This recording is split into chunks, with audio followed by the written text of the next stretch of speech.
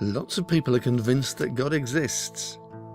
In fact, the vast majority of humanity throughout history, and even today, have a belief in the divine. But not everyone is so sure. If God does exist, they say, and if he loves us, why didn't he make it completely obvious to everyone? Well, let's look at that. Let us suppose that a quarter of the world's population don't believe in the existence of God.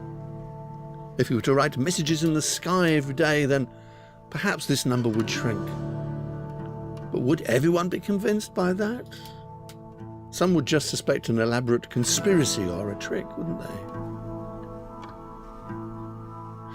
Maybe 10% would remain skeptical, and so, as well as that, what if God had personally spoken to every person in the world? Guessing it might convince a lot of people. But isn't it likely some would simply assume they were hearing imaginary voices?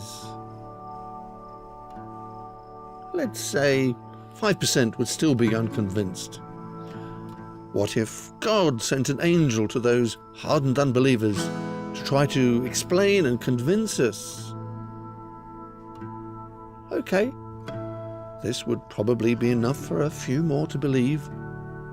But some people simply do not want to believe, and they find a different explanation for everything that God does. You see, aside from meddling with people's hearts and convictions and removing people's free will, whatever God could do, there would always be room for doubt. And God isn't in the business of shoving it down our throats or meddling with people's freedom and choice, because he wants a more meaningful relationship. He wants us to come to him freely.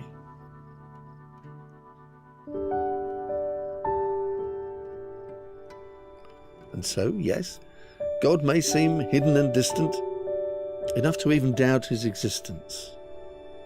But that doesn't mean he doesn't care, but simply means we aren't dealing with a coercive, manipulative God. And we can therefore safely examine the evidence ourselves without it feeling as if it's being forced on us against our will.